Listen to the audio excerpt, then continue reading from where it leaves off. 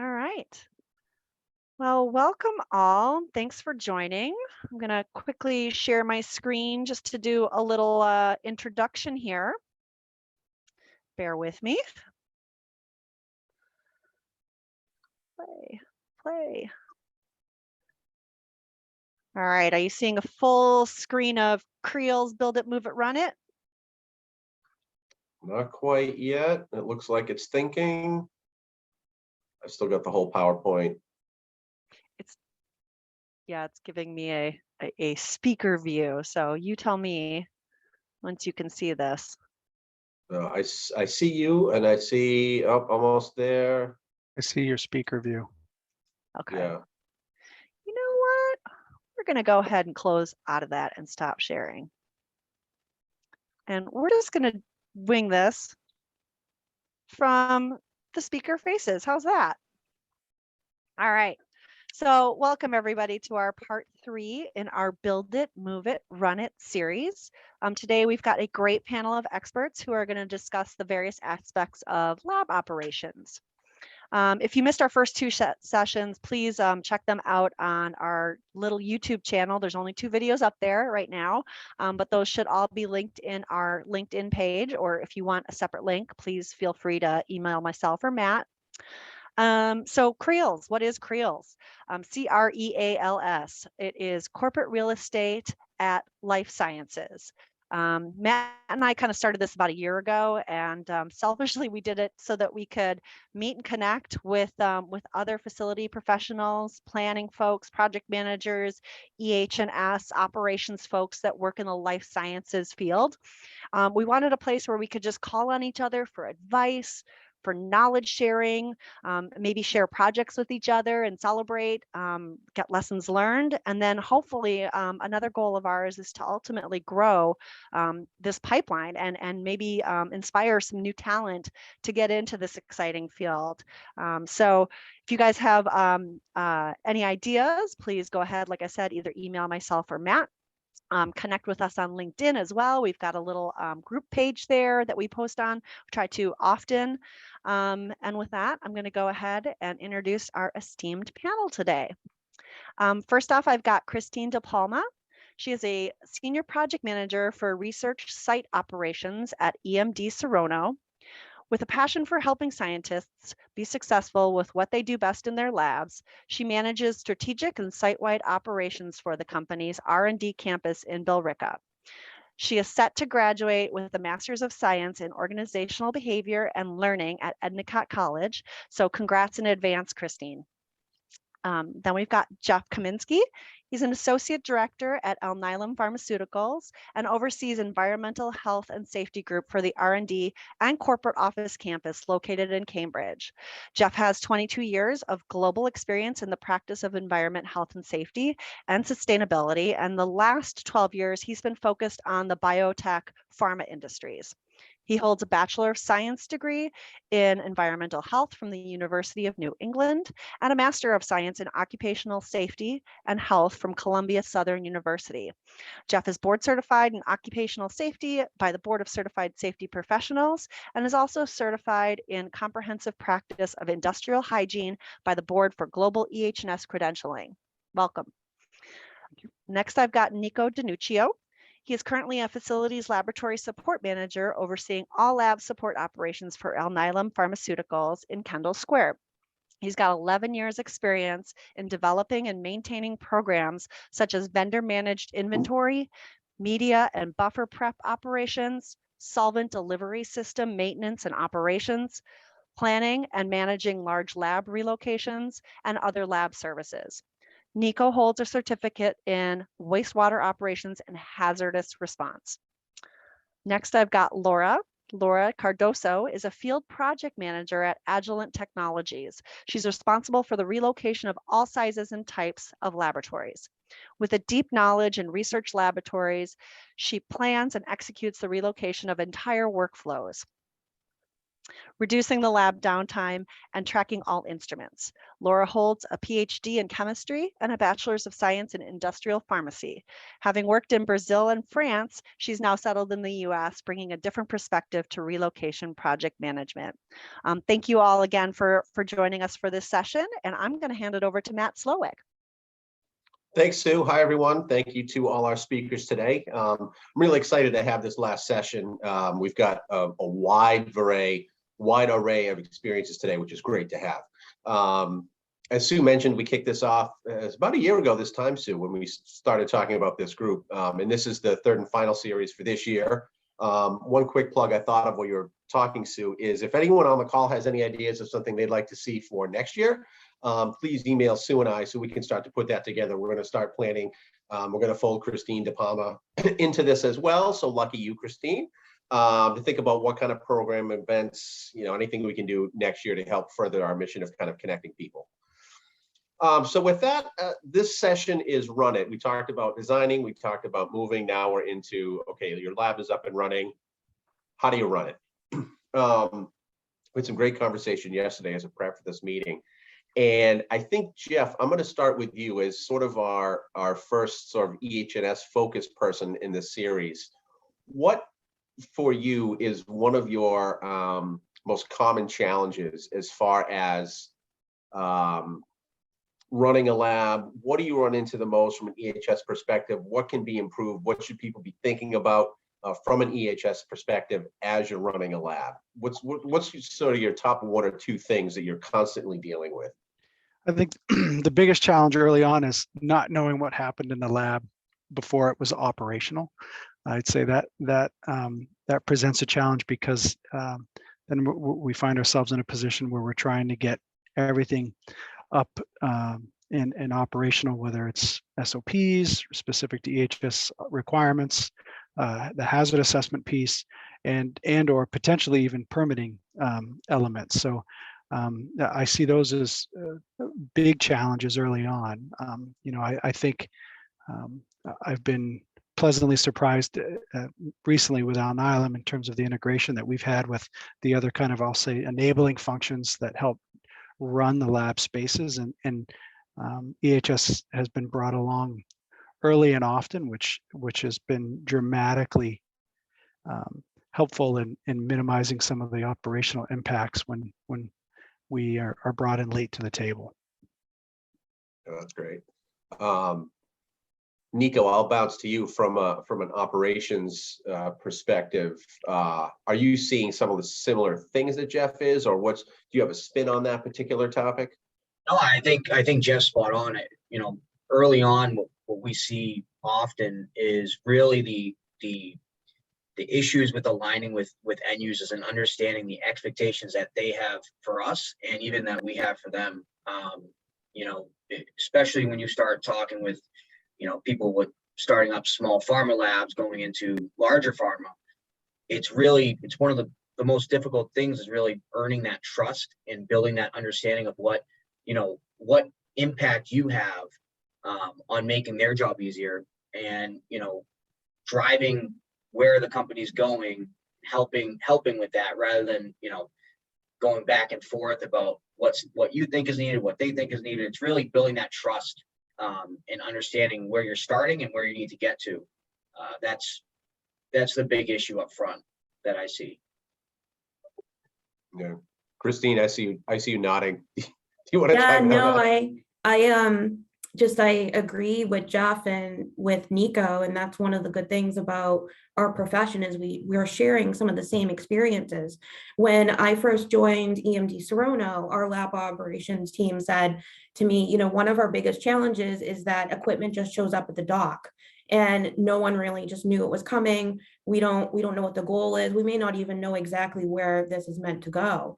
And so I've taken that as kind of challenge accepted to try to help to improve planning overall. And my perspective on it is I try to start with the end in mind. So the end game is really success for the scientist, and really trying to develop relationships, and as Nico mentioned, align with them more. And I think that is really just back to the basics of just communication and, having coffee, understanding what people are doing, stopping by the lab, having formal meetings and check-ins. It's really like, it's not just one way to approach it. It's kind of, you have to tackle it from all sides to figure out what's going on and to gain that respect of, hey, we're trying to help you. And, our goal too is for you to be successful. So I think when I think about a lab that's operational, I even want to go back to the planning, to just start from the beginning and let's see how we can continue to focus on continuous process improvement to work towards like operational excellence. Right. That's a good point. And I think I'm going to take that. And Laura, I'm going to ask you to chime in because you have a scientific background, whereas a lot of us don't, right? We come from a real estate services side.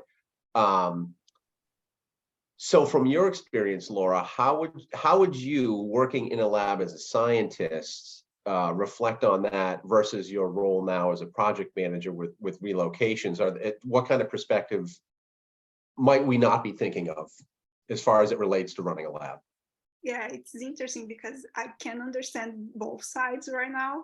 And and from a scientist perspective, we have like a really something that when we have an idea, we just want to put in practice like as fast as possible. So we try to just run for it and buy instruments, buy stuff that show up in the loading dock without no one knows about it.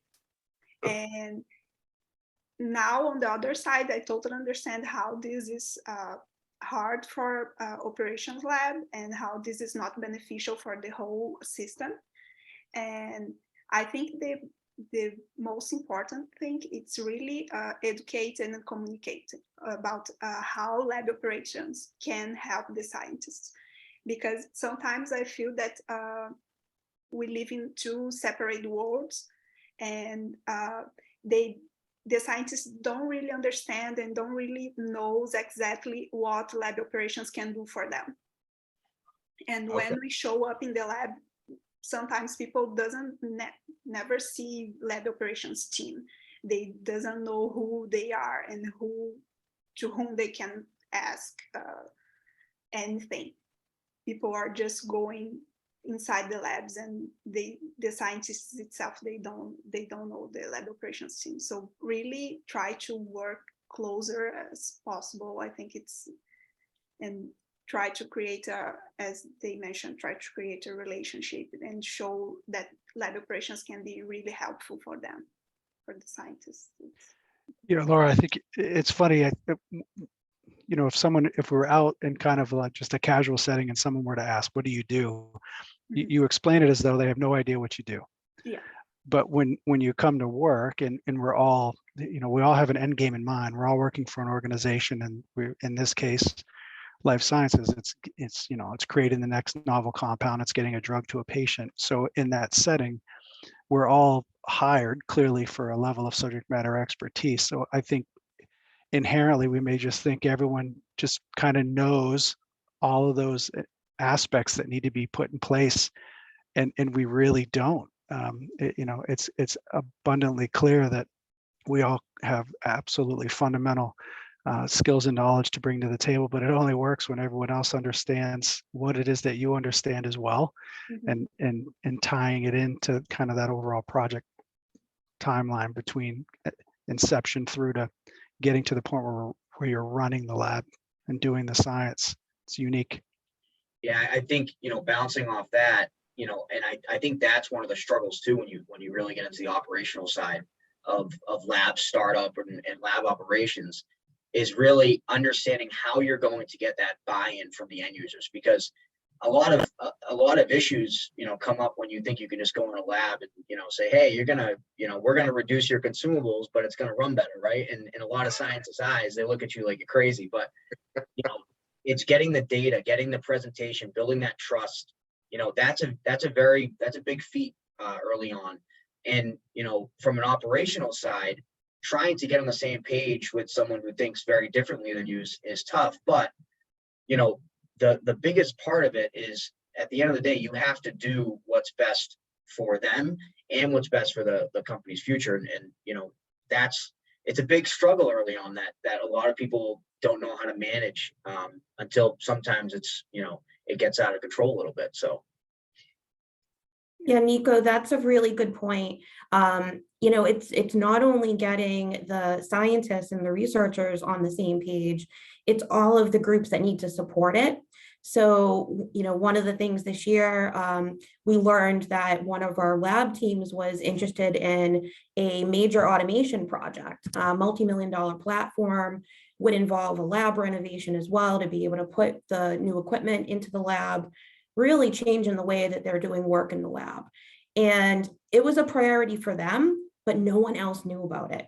So, our site had said, okay, well, we need to get this on a track so that people understand what it is, and have some project management support. So I've been helping the team, and just right from the beginning, just trying to understand what they're trying to do, and then integrating all the departments that need to understand this is happening, what the schedule for it is, and how they need to help. So from IT and our legal teams and our sourcing teams, EHS, lab ops, facilities, and just to think that the particular department had planned to manage this on their own while also doing their science, I don't know how they would be able to support it.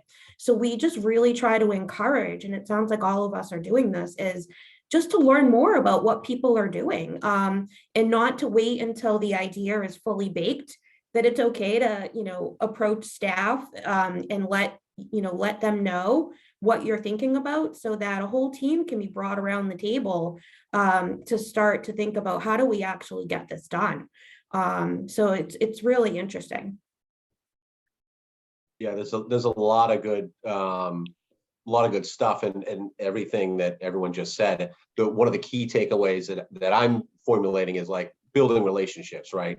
Making sure that the scientist or a lab manager or whoever it is understands that, me representing like an operations type department can add value and can make your job better. It's like that help me help you kind of a conversation. I think education too. So Christine, I know, how long have you been at EMB Serono? Not too long, right?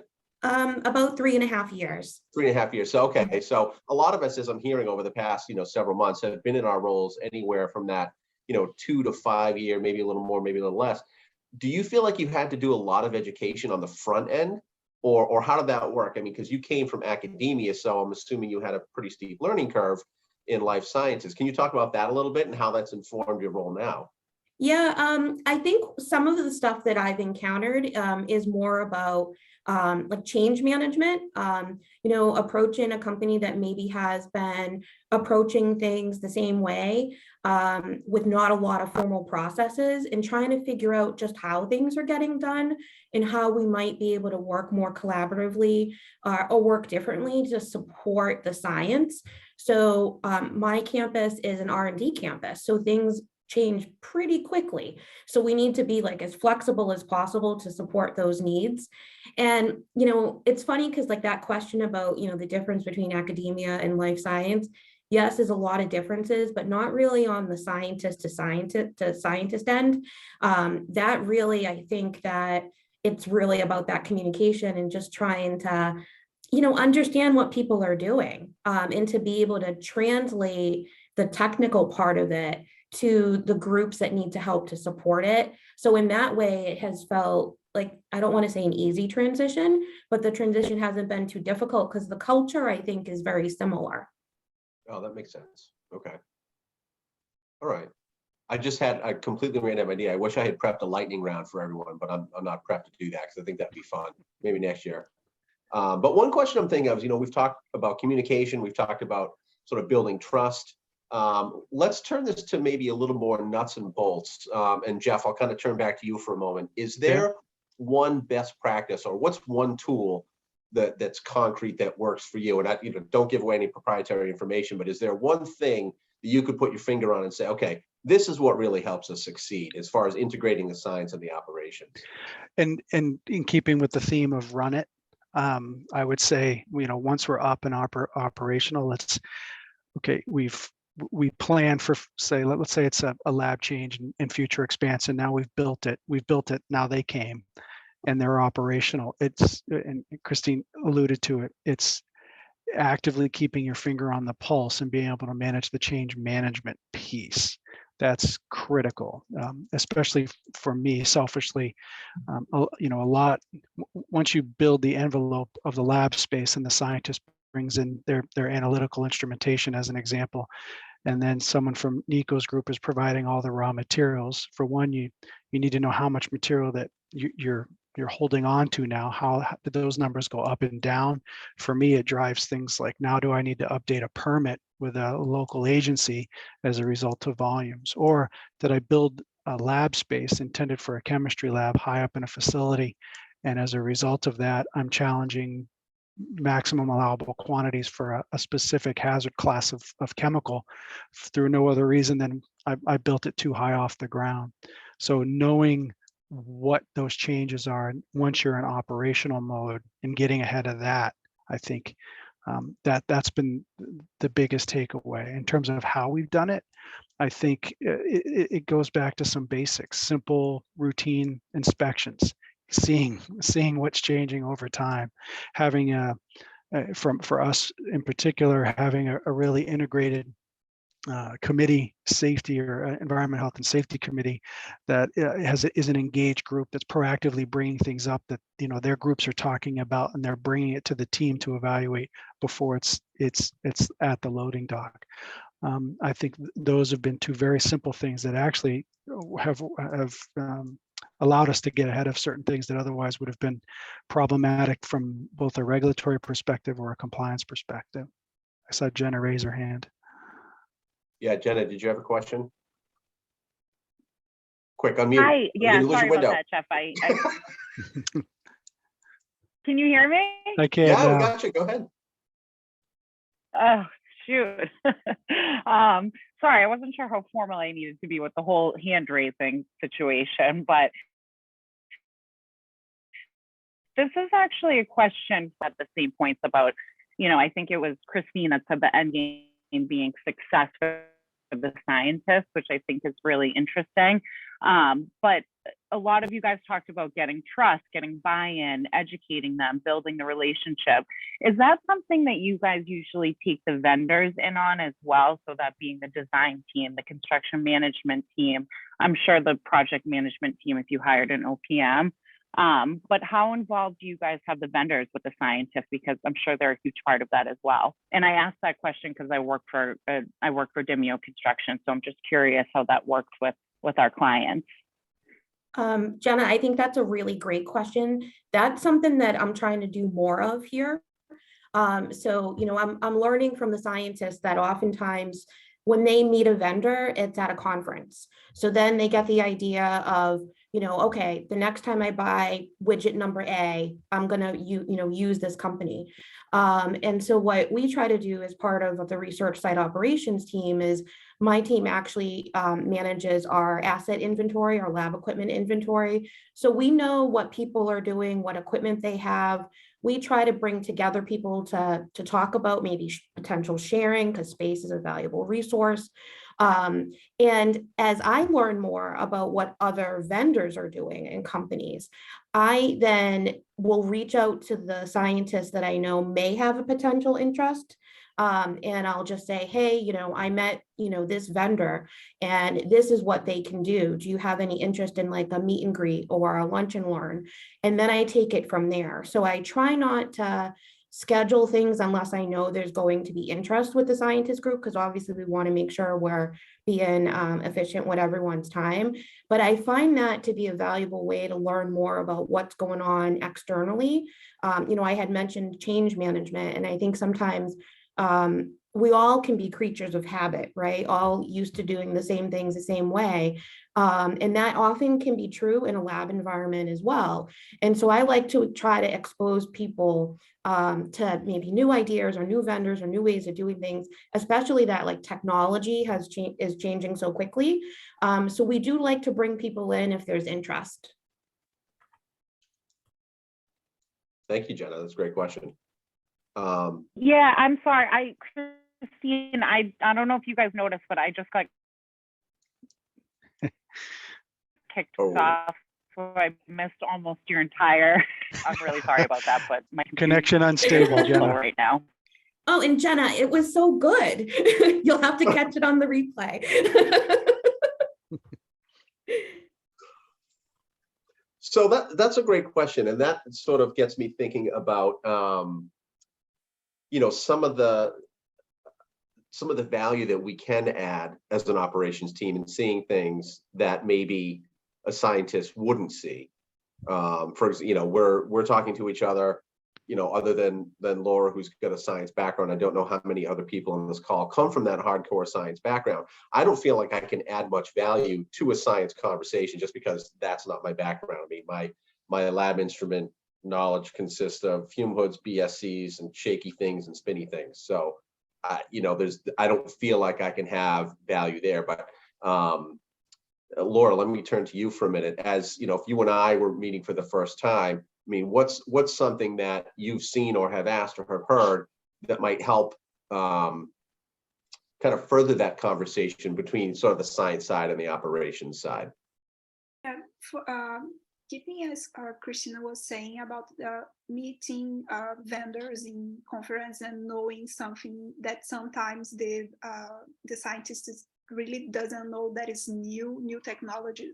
In general, they are more or less aware that something exists, but sometimes they are not sure if that will be useful for them. So, and sometimes they just have an instrument that does already what they need, but they could have something that will be better, that will something that is new technology or something that will be attending their needs in a better way. And sometimes when they don't know that this exists, and this way that Christine was talking, it's really great because they can just pop up something and say, oh, there is this is new, do you heard about it? It were interesting to have something on that, and this is also great. As also she told earlier about the project, the automation project that she was working on. And this is a kind of thing that sometimes scientists have the problem because they know that they need something different to adapt to that work, to their work, but they don't know exactly how to do it, and they don't know exactly what is the best option for that, because they know what they need, but they don't know exactly all the options that the market have to offer them. So sometimes it's also interesting to put different vendors in contact with the scientists. So because some instruments can adapt better for their needs than others. And this is, yeah. Huh. I thought of that. No, that's great. Okay, so again, that goes back to our theme of sort of communication, building trust, establishing those relationships. I mean, it sort of comes back, which is great. I think that's how you got the risk of kind of overextending this metaphor, like succeed in any business, is through relationships, through trust, building those partnerships. Let's stick with the theme of partnerships for a little bit, because that is kind of a common through line here. And Nico, I want to bounce back to you for a minute. As someone who, as you said, you're prepping material, you have to know how much material to have. How do you keep your finger on the pulse of, do you need more supply? Is the supply chain backed up and you've got to find it from somewhere else? What does that look like for you in managing some of that stuff? So it's a struggle, but one thing I will say, scientists love data, right? So one of the things that Jeff and Sue, and I'm sure Laura and Christine will tell you, is they love data. So, not reinventing the wheel with how you do things, how you communicate with them, and just providing, the impact of what you can do and how you do it, right? So the small wins right off the bat, getting that statement out to them that, hey, look, my job here is to make sure that you do science and I take care of all the small things that you don't have to worry about anymore. And selling that, and not really selling it, but getting them to understand that value that you can add so they can be more valuable, right? That's huge. And as far as, communicating with them and getting ahead of the game, that really goes back to that relationship, right? Walking through, talking to them, understanding just by looking at the data of, I'll take consumables, for instance, looking at how many consumables they use per run on a certain instrument, and then understanding by walking through the lab, hey, they're running this constantly, looking at the data from different vendors of how much you're ordering, how much you're spending, and really saying to them, hey, look, this is what we're seeing as far as consumable turnover or glassware turnover or buffers. And this is how we can get ahead of that. And this is how these are the tools we have to help with that. And what that does, and it takes a while to get them to really, take that on and go with it. But once you show that the proof's in the pudding, right? So once that consumable is there every single time they turn on an instrument, once, the buffer's there to run the instrument, that stuff, the rest just, it naturally happens. And that's really how you get ahead of it, is you really just become part of the process in their minds of running an instrument, right? Before someone goes and uses a 20 liters of buffer or a ton of consumables, you want to get in their head that, one of the routes they take before they start that instrument is, hey, Nico's team or Jeff's team, we're going to be doing this, and this is how much we're going to be using. And that goes right back to the relationship building. And that's what we've seen here, is that natural, occurrence of them saying, okay, Nico can provide this stuff. His team can provide this stuff. They've proven over and over again they can. Let them have it, so we can worry about science and getting medicine to patients. And that's what we really have sold them on, and that's what it's working. That's great. This is a good segue because Liz asked a question. I'm going to try to read this without my reading glasses. What different communication modes has everyone used to push information or notify end users what lab ops, et cetera, can do for them? So Jeff, you mentioned routine inspections. Are there message boards? Are there email? Everyone hates emails. Are there other tools? Or what kinds of actual mechanical things can we take away from this session today to say, okay, I'm going to start implementing this to share information back and forth? Yeah, we overload almost to a fault in terms of all the media or mediums that we have available to us to share info between the emails and the Slacks, the monthly presentations that we're presenting on certain data, the various site leadership team meetings that the leaders of these groups can see. I'll tell you what's been eye-opening for us is just share. Scientists inherently want to do their science, but they also inherently don't want to ruin the environment. It's kind of funny how those things go hand in hand, but they don't know what they don't know. So, alluding to what Nico had just mentioned, providing buffers at a certain cadence that the scientists feel that they need. But then if we look at certain data that suggests, well, a fair amount of that material isn't even being consumed, now we're getting rid of it because it's expired. And so there's a huge, when you think about that value chain of getting it from on the dock to a form that the scientist needs it, but then it's not used. So now it comes out as waste. Inherently, waste is bad from a cost, a spend perspective, but then also just from our all of us within the biotech pharma space, especially our corporate social responsibility and environmental stewardship.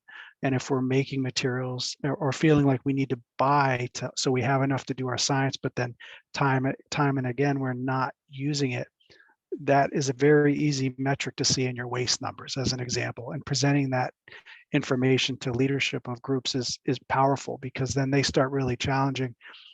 Do I need certain things? Can I schedule my work more appropriately so that I'm having less waste in my operations? And on the back side of that is I'm controlling my costs. That's less hazardous waste. It's less spend. It's less labor hours to get the materials in a state that the scientists can use it.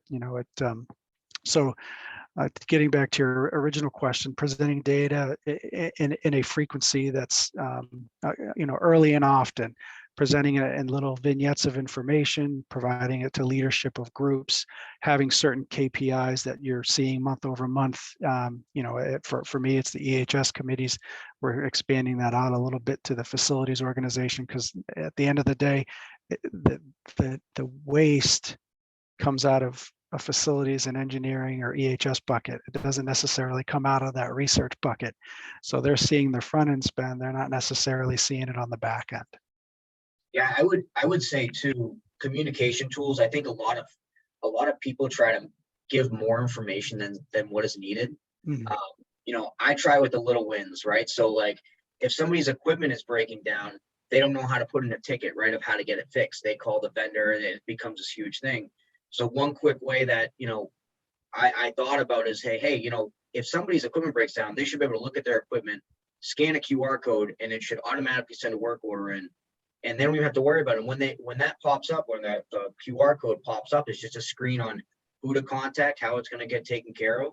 And then that's quick ways to communicate that you're there, that you've thought about all these things. And that's that natural process that happens that you can kind of, put in without being super assertive, right? It's just little communication tools. And then once you get that buy-in, you can start bringing up the Excel files that nobody wants to look at, the PowerPoints. But I think less is more when it comes to communication in those cases that buys that, that gets that buy-in. Yeah, at the end of the day, looking at Liz's question, we have so many modes to provide information, but it ends up being so much, it's overload. And so every function spends time creating an intranet site, and they think, we all do it, and we load it with information. So we think all the end users will go there and they'll find all their answers. It's self-help, and they want nothing to do with it. They want to know the answer, and they want it quickly, and they want to be able to put a face to their question. And we find that continues to be the feedback. Thanks for putting all this information on an intranet site, but I'd like to go to you because you can answer it quickly and we can move on. Yeah. That still continues to be the most powerful communication tool.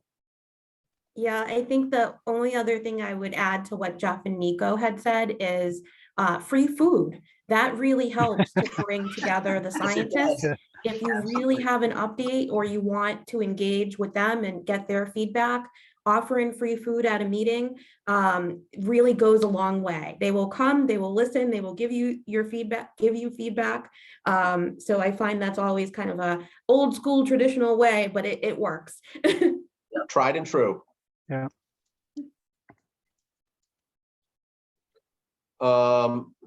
Let's see. I think we have another question. Let me read that real quick. Sue, I'm having an issue. Do you have, I think Jane, you asked a question. Oh, here it is. Sorry, Jane. All right.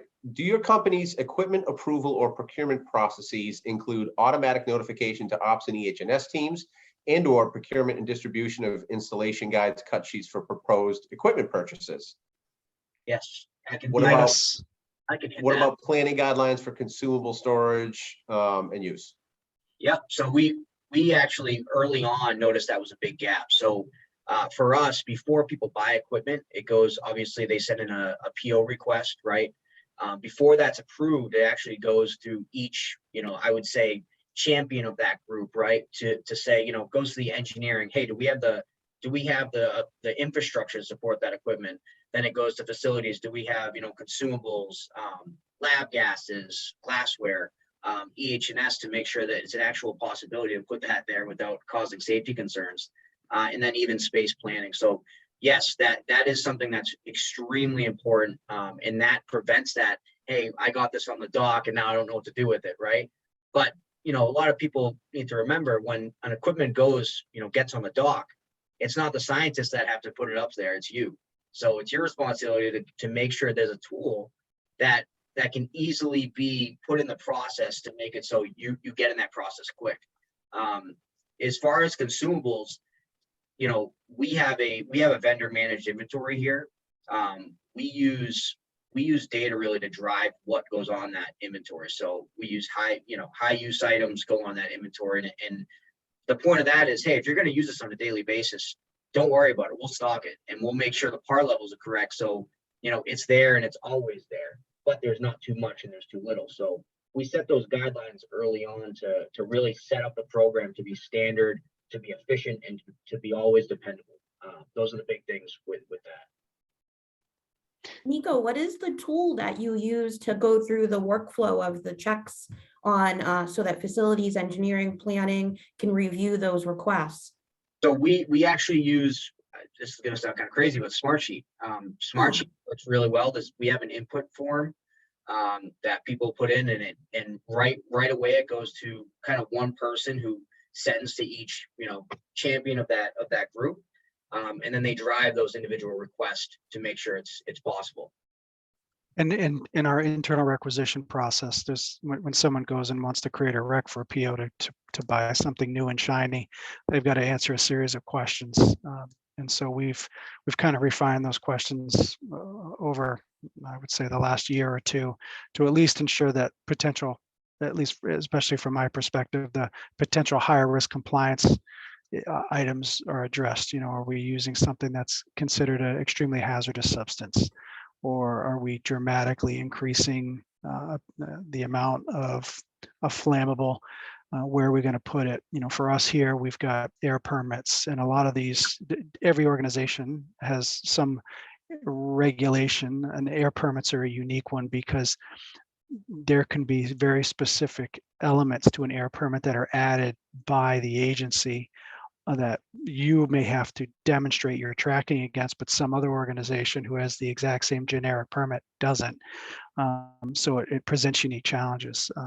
Then there's the other heavy hitters. Are we using radioactive material, biological material, so that those are all flagged during that process before a PO is even issued, so that they doesn't just show up. It's interesting. There's a lot of different ways we can look at a lot of this. And again, I'll come back to, communicate early, building trust. What about something that we touched on yesterday is, I think a lot of us work for larger companies, but how can we bring our expertise, or what lessons can we provide outside of what we already talked about for that company that's a startup where you have, one person doing 10 different jobs, to a company where you've got more clearly, I'm not going to say very clearly, more clearly defined roles? I mean, what's some advice we could put out there? What are some lessons that we could impart upon someone who might be struggling this at a smaller company on a smaller scale? I think, understanding that it takes a while, but the biggest part of that startup process is really understanding where you're going. Not just understanding how you're going to support the labs right now, but understanding, what is the outlook of 5 years? Because you don't want to set up programs that are just, going to last for 6 months. You need to set up programs that can grow with the company. So, again, go back to data, look at, what equipment they're using, what equipment is going to be used in the future. Are groups growing organically really fast, or are they staying really small for a long period of time? I think it's just going through the labs, getting the relationships built where you can kind of see that and identify it early on. And then understand that you don't have to reinvent the wheel. There's so many, I know in pharma facilities, we say that over and over again, but there's so many people out there who have done it and who have learned, the hard way, and who have put in programs that don't work, but have also put in programs that work really well, and have grown with the company. So, getting out there and talking to people in other startup companies is huge, or even people that have been in startup companies that have gone to big pharma. Right. That's a good one. Yeah. I find, sorry, Christine, go ahead. I was just going to say, we have a small lab team that is associated with our company, and they will be moving here quite soon. And so we're going through this process right now. They're sort of in a startup capacity, if you will, but affiliated with our company. And so we've just been engaging them and trying to welcome them to the community. They're going to be going through lab safety training, lab operation services discussion, a campus tour, so that right from the beginning, before they even get here, they understand how things work and that we can support them. We're going to be doing monthly check-in meetings with them for a period of time, just so that they feel that they have the support and understand how they can get help as they continue to start their science here seamlessly. So you're establishing a cadence right up front to kind of set the tone for, again, open communication, forum for communication, kind of a protocol, so to speak, so everyone has that zone to know, okay, I know that I've got this thing coming up. I don't have to search for the answer necessarily. Jeff, go ahead. Looks like you've got this. No, I was going to say, I find fear works really well. And so at a small, especially at small organizations, candidly, there isn't, I struggle with anyone on the call to find someone at a smaller startup that isn't wearing 80 different hats. But it's, you know, I've had one boss in my career who did not have an EHS background. They were a plant manager, and they said, until you find a way to make it difficult for me to sleep at night, then you're the only one dealing with the problem. And so if you kind of take that approach, and you find who your advocates are within that small organization who can lift a hand, that actually becomes very effective. You don't necessarily, especially small, you don't have to try to generate some rather robust, administratively burdensome process. Something very simple is very effective, but you do need a few advocates within other functional groups to be able to help you. And if you can bring them along and understand your challenges, come up with a problem statement that works where you're trying to get to, I think you generally, more often than not, find people who want to pitch in and can kind of shoulder the load with you. But if you're going into it assuming you're going to do it all yourself, then you are going to be unsuccessful, and it's going to be a very miserable experience. Just adding this scientific perspective on that, it's exactly what Christine was doing with the lab operations teams that they are bringing to the big company. Scientists should receive this kind of welcome too, because they are coming from an environment where they do it almost like they were doing a lot, and now they have people to do for them, and they don't know this. They think sometimes that they can keep doing, and now they don't need to do this anymore. And I heard from one of the relocations that I did some time ago that one scientist was talking with me saying, oh, when I start in that on my old startup, I took like 6 months to understand who I should ask things, who I should go to request something. Now that I'm here, that is a huge building. I will take like a year to understand all of that, because it's much bigger. They have many other processes that they don't know. So also scientists need this kind of guidance to who they should contact, who is the best person to talk, how they request something. And this is also something that the scientists needs, also this kind of education in how they can do things. That's a great point, and that I think this. Thank you, Laura, because we're 10 minutes before the hour, and I want to use that to tie it back to what we talked about at the beginning a little bit, which was sort of establishing that relationship that helped me help you between the operations and the scientists. That's something I hadn't heard before, that the scientists may not know where to go. We just assume like, oh, just open a ticket. Well, it might not be completely obvious. I know we at Vertex, we say open a ticket, and it's not always intuitive exactly where to go. So I think that goes back to the theme of, kind of advertising and selling what we do. And Nico, I think you're the one who said selling. I mean, I kind of agree with you. It is selling in a certain way that, we can help to enable you as a scientist to do what you do, which is science. We are experts at all the other stuff, so to speak. So I guess that would be a takeaway as well. How do we as operations people kind of advocate for ourselves on behalf of the scientists to say, hey, we want to help you. When you order an instrument and don't tell anyone and it shows up, that's twice the amount of work, if not more. So let's get together and talk about this on the front end. That's great. Let's pause there for a minute. Does anyone have any questions they want to bring forward or continue on something we've already talked about?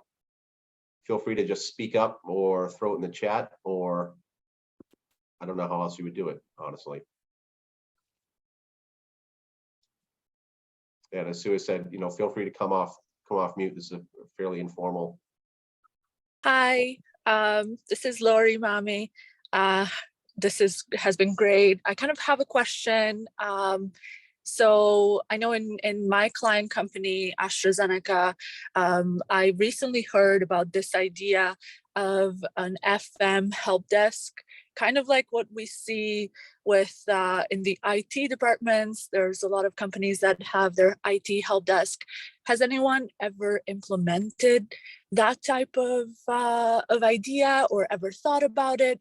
Because I think that was one thing that I kind of noticed in the conversations that we were having too, is that a lot of times scientists or people in the science environment don't really know where to go, and having like an actual physical location sometimes would be helpful. Just thought I'd ask that if anyone has ever had an experience with that. Yeah, we actually did that early on. And that's a really good point. One, that's, what Laura said really hits home, because we heard that a lot. We just don't know.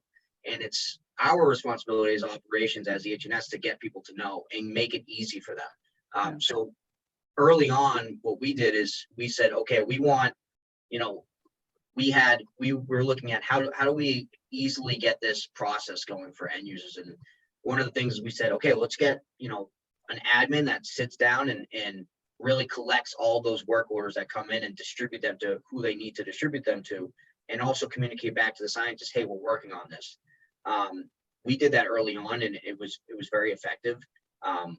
We noticed very quickly to have people go into a ticket system and type everything in didn't work, and a lot of people didn't want to do it. And a lot of that's because when something comes up in a lab, people just go back to work and they forget about the ticket that they need.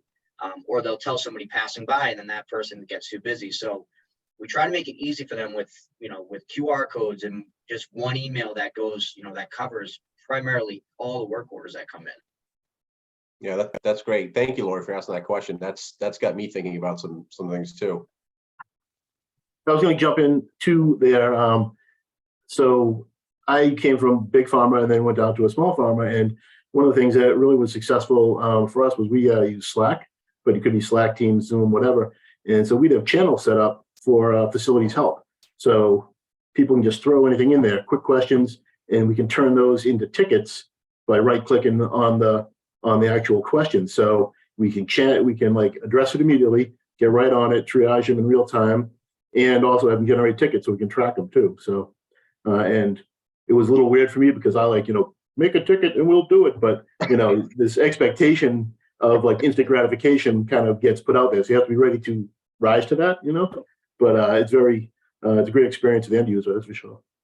Rob, let me pick up on that point. Thanks for the question, by the way. Do you think it's more intuitive for people to do that because it's closer to social media? Definitely. Ah, that's interesting. Yeah. Okay, great. Yeah. Thank you. I also created, or my team also got lab champions for our newer site at Vertex.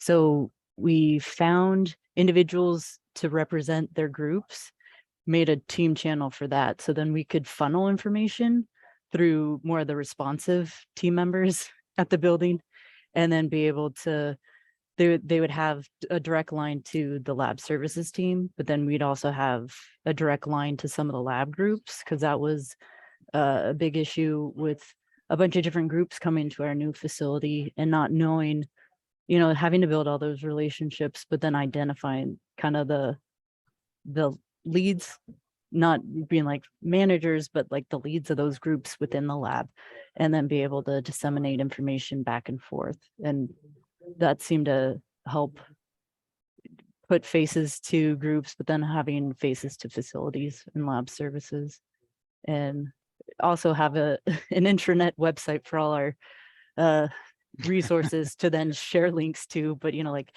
the education part of it as well. Right. And I don't know how that would work at our, headquarters at Van Pier, but it definitely works at Leiden Center.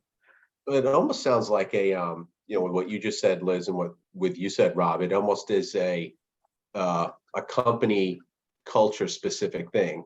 Like, it's almost like you have to sort of see, well, what are people most sort of engaged with, and then leverage that tool to kind of expand it to a larger audience. And it doesn't sound like there'd be one size fit all, but Lori's comment about the FM help desk, Rob with the Slack, Lizzie with the teams and certain key contacts. I mean, it sounds like those could all work in different forms. So those are great. Thank you. Anyone else have any questions or comments or fun stories?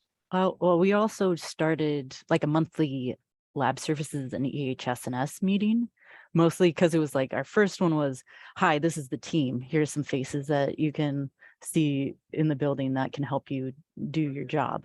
And then we also tried to bring vendors in and show how to maintain their equipment, or like for October, we did spooky EHS stories. So trying to, like, don't do this in the lab, and here's like some, Halloween themed stuff. But like, we're also trying to get people within our organization to present like our strategic sourcing group to, like, this month, I want them to tell the whole team about how to order stuff for the next coming year. Like, if you're going to buy new equipment, this is the process that you need to follow, because it just hopefully that'll be a resource for them to learn, and then have, slides for them to look back on. But it's trying to use food as a incentive for people to join. But initially it was just to introduce the whole team so that they did have a face to the group. But it's still kind of pulling teeth to get people to join, but that's, I think, going to be the case moving forward. Yeah, it's almost a combination of, you want to provide people the immediacy of a response to some sort of answer, but at the same time, it does take time, as in any relationship, to build that trust. So you have to figure out a mechanism that allows you to work with that person, build that relationship, and then leverage that in a sense, in a good way, so that you're including more people with that particular mechanism. So you're not reinventing a product. Nico, back to what you said, you want to kind of come up with something that's got scalability, right? To use that word. As far as a process, the people, the role might be the same, the people might change. So that's something else that, to consider too, is, certain people are either going to get promoted, they might go to a different company, but then how do you keep something that will withstand a test of time, so to speak? So I want to throw this out there. Sue just put this in the chat. We're at 1 o'clock. This has been great. Thank you again to anyone. I'm open for staying on for another 5 minutes. People should feel free to drop when they need to drop. Great discussion today. Thank you to Jeff, Nico, Christine, and Laura. Thank you to everyone again. Sue, do you have any words? Again, I'm going to stay on for 5 minutes for anyone who wants to. But Sue, any last words from you? No, I think you wrapped it up well. Again, thanks to our participants and for all of those attending, and just connect with us on social media and check out YouTube and LinkedIn. Yeah. Have a great day, all. Thanks, everybody. Thank you. Thanks for having us. Thank you. Sure.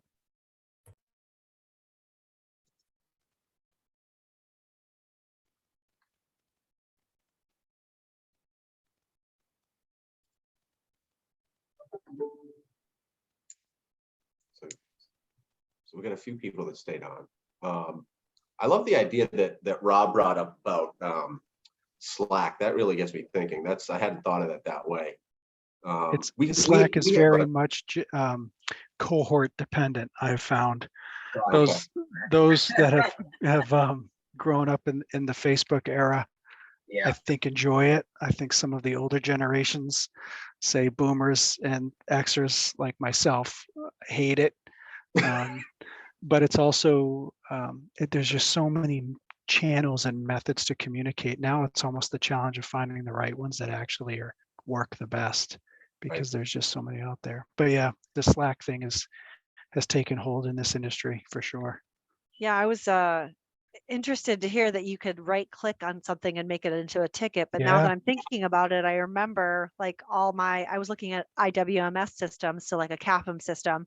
And I remember them saying like, oh yeah, you could integrate with Slack. I'm like, why would I ever want to do that? And then this is why, because you can do tickets on it and it can integrate with your ticketing system. So I thought that was neat. We did dabble with it a little bit. Oh, go ahead, Matt. Oh, sorry, Jeff. I like the idea of having and I think everyone sort of touched on it at a certain point, but like a central, almost like someone who can triage, be it tickets or work orders or whatever it is, within the operations organization. Say, okay, this is an EHS thing, I'm going to bounce this to Jeff, or this is a consumables thing, I'm going to bounce it to Nico, or I don't know where this goes, let me ask a couple of people, but someone who could be that point person. Because how often do we get questions that like, I want to help somebody find the answer, but I'm not the right person? Well, then I've become that triage person. Not a problem, but what if there was a central place where, Laura, to your point, where let's say someone is fresh out of school, they're joining a company and they say, oh, just open a ticket. Well, it's not really helpful. You want to help that person feel like they're engaged in part of the company and give them the tools they need. And I think, I wonder if it's easy for us on the operations side, who kind of know our own organizations more or less. We forget that we're blinded to our own expertise. Just that's something I'm going to start thinking about, that we can do better. Yep. Yeah. The service request process that Nico's team has, EHS has one as well. So it goes to it gets funneled in and then goes to everyone within the function. The challenge with some of these more social based platforms like Slack is that's visible to many. People start putting in information that probably shouldn't. And I'm only speaking for the EHS content. Someone says, oh, somebody got hurt, or they put in information that you don't want it on a rather broad generic platform that everybody has access to. So that has been a challenge for us, because we have dabbled in that space a little bit. Yeah, that makes sense. Yeah, I know. I did a stint over at Google headquarters in Silicon Valley, and the one good thing about them is they had a very centralized ticketing system. They called it GUTS. It was like Google User Ticketing System, basically, is what it stood for, GUTS, right? And all you did is whatever request you had, you put it into GUTS, and it was just basically guts@google.com, I think is what it was. And it was unbelievable, because it could be just comments, it could be too hot, too cold, it could be something about software, hardware, like whatever it was. And it got routed to different people. So I don't know what kind of gnomes they had hired, or little elves, but it was amazing. And just to make that easy on the end user side, so the end user doesn't have to say, wait a second, is this a facilities ticket, or is it space planning? Is it new equipment, or is it soft services? Is it janitorial? Like, just, I think that was brilliant, is just to make it so easy for the end user. Yeah. I think the difficult part of that is another resource, right? And like that, there's a couple of companies like with those QR codes that I've been talking to, and we would need to hire someone to be that triage. And right now we have a hiring freeze, so that's not going to go anywhere. So it's like, you have to figure out how you manage all these new technologies, right, that we have coming in that are there. And I love that they're so employee focused. Like that's where we should be, but we have to convince leadership that it's important. Yeah. Yeah. And at the end of the day, any tool has a warm body behind it. And that's the thing. There's this belief that, well, it's a new innovative tool. Yeah. Somebody still has to be behind the scenes. It's going to run on its own. Right. Yeah. Unless it's all AI and robots. That's true. The scenes, it's all robots. Goes back to the beginning. A little Nico bot that's just responding. You certainly don't need a Jeff bot. No, we don't. Okay, with that, I'm going to end the recording. Yeah. But thank you guys very much. I really appreciate it. I thought this was a great discussion. Thank you. I'll be posting this on social media. Thanks. See you, everybody. Take care. Have a great day. Enjoy your holidays. See ya.